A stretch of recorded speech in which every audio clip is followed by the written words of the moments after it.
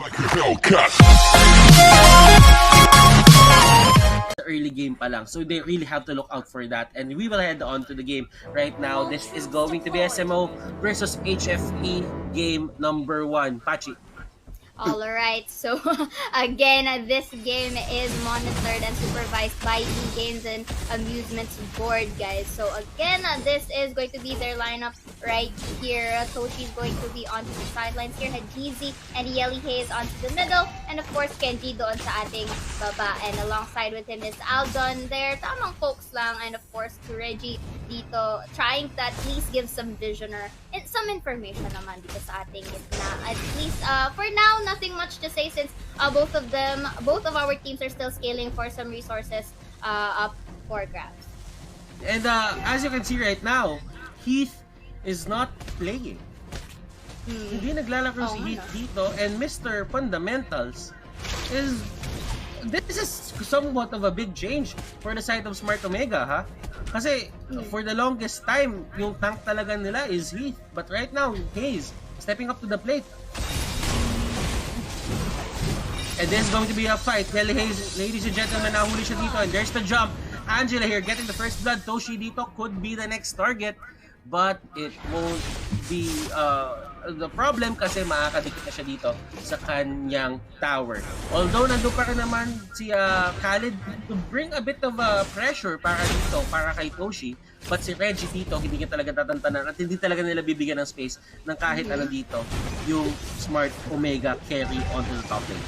Okay, but I like it how they are as early as our first minutes of the game. Talagang nag-rotate sila agad, but this is, they have to be very careful in terms of rotating kasi nakita mo naman kanina, Hajizi already left a half health for that Angela. So if that Angela is left alone dito sa ating jungle areas, that could be a potential pick-off for Lancelot. But again, going back to the ating bottom side, they might commit for the tower dive right here, and of course, we're going to be happy that Jocelyn will be following through. But both of them, with low on HP, Lancelot decides to go and sacrifice himself para nga naman maligtas si Reyes, avoiding any more casualties. Yeah, and nakikita mo naman doon kung yung self-sacrifice. And Kenji dito pwede siya mahuli pero hindi tumingin si Aldrin doon. Reggie going in with a slash pero masyado ng late yun. Now, maganda yung ginagawa dito ng Happy Feet Emperors. They have an answer sa lahat ng ginagawa ng Smart Omega. Yeah.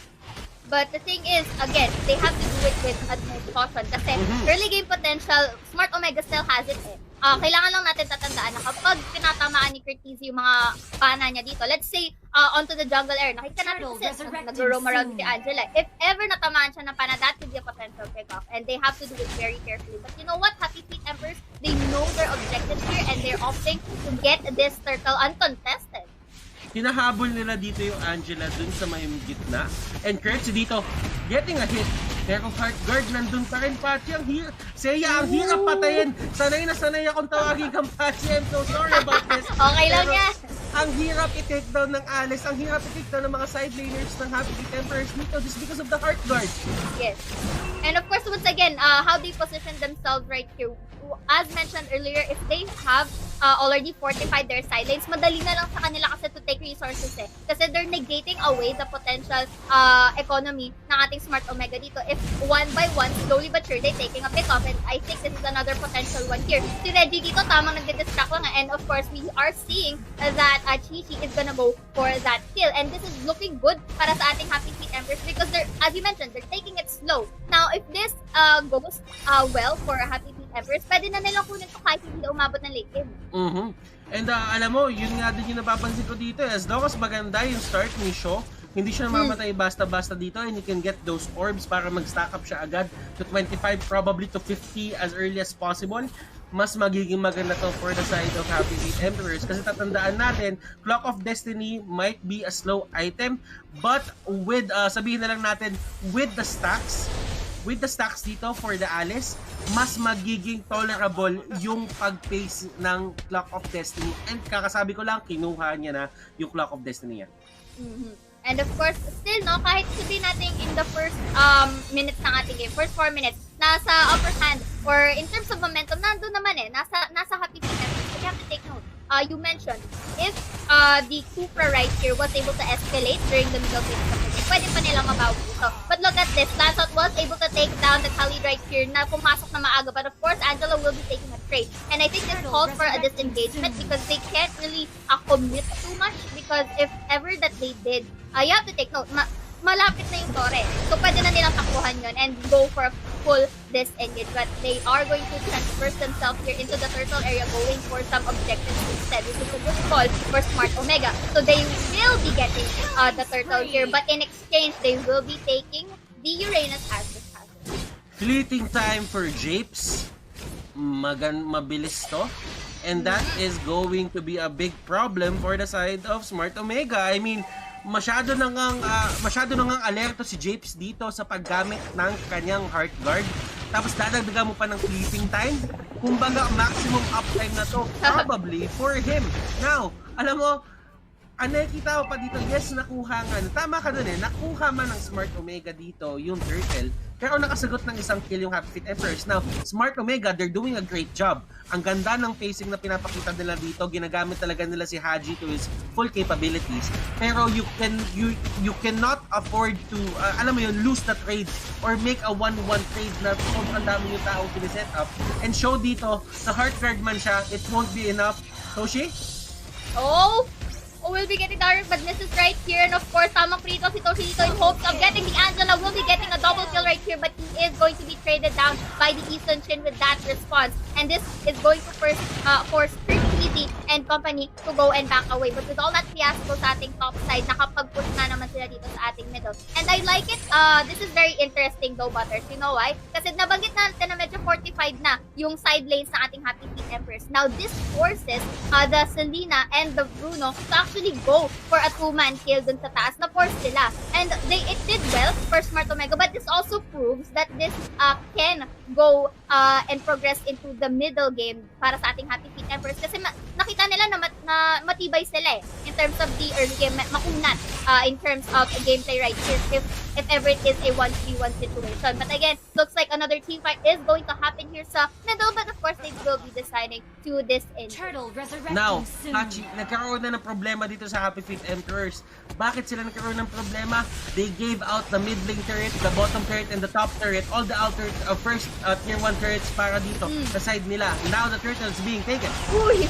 Of course, what a steal coming in from Lancelot right here. The Bruno will be getting a steal for himself. This is going to be a very messy fight right here as they are in a very close composition. And of course, the Uranus here, he is going to tank all of that damage but still gets a kill of his own. So, this is what we call trying to equate the momentum na pinapakita kanina ng Happy Feet Empress because we're starting to see that the Lancelot is going online.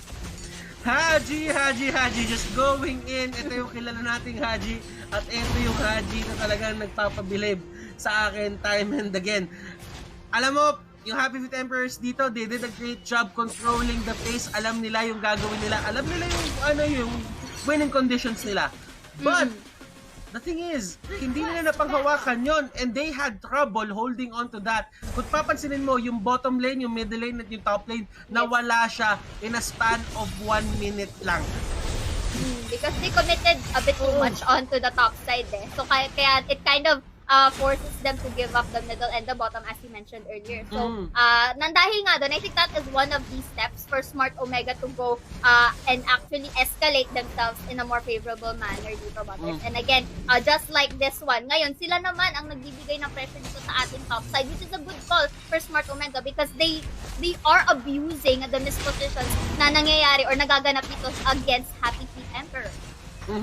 And kung papasinin mo dito, SMO, kapag binigay mo sa kanila yung ganyan klaseng lead, hindi ka na nila titigilan. Ginagawa nila dito, may kasama-sama sila, Kenji dito, wala nga pinapansin masyado si Kenji. Ang ginagawa niya lang dito, nagiging, sabihin na lang natin, nagiging annoyance siya dito sa may gitna. He's trying to cut the lanes para kahit paano yung mabilis sila makapush kung makikita naman nila. Pero Yellow Haze dito, pumipwesto, tignan natin kung meron bang gagawin ng Happy Feet Emperors dito. Kasi yung Happy Feet Emperors ngayon, medyo talaga nagkakaroon na sila ng paghihirap kung paano i-deal with yung ginagawa dito ng Smart Omega. Napapansin mo, medyo magkasama-sama sila, biglang mag-scatter sila sa mapa, biglang magkasama-sama sila ulit. And that means you don't really have control over your map kapag ganun na yung ginagawa nyo. Basically, I would like to connect two of your points here dito, no, Butters, because as you mentioned that the Uranus here dito si Kenji kanina, it's being a very hindrance dun sa ating bottom side. This forces now Happy Feet Emperors to disperse themselves para hindi nga naman makapag-push ng tuluyan dito si Kenji. But what is the cost? The cost is the middle lane dito na talaga binibigyan ng pressure ng Smart Omega dito. So, it's kind of distracting Happy Feet Emperors into a more solidified plan dito, which is what Smart Omega intention is doing dito sa atin, because they already took control most of the map area, taking the first lord of our game dito sa ating top. So this is a good opportunity now for them for a split push, coming in lord dun sa top and them onto the middle side. It is going to be a push on all sides of the map here for the side of SMO. Happy Feet Emperors, you need to make this count. Paano nyo pipigilan yung push na ginagawa dito? Tignan mo si Kenji, nandun na sa loob. Oo nga. Talagang tinatanggal yung minions dito, which is okay because this is gonna work in hand for them later on. If ever they are not able to get any casualties dun sa main upside with all the fiasco, at least makakapunta yung minion doon sa ating bottom side. But you know what? I think the pushing is on Bonanza right here sa ating middle side. Again, Lantos will be going for another kill right there, taking down Reggie right here. And again, the ultimate is gonna go through with Bruno is going for the finish. Hindi pa sila tapos right here. They will be taking down all of the turrets here with the bottom side remaining. Pero hindi pa sila papasok. They're going in deep right here. And wala na silang pakialam mostly dun kung may minions o wala, because they're just going for the nexus here and the stun all the way through. Aljon forces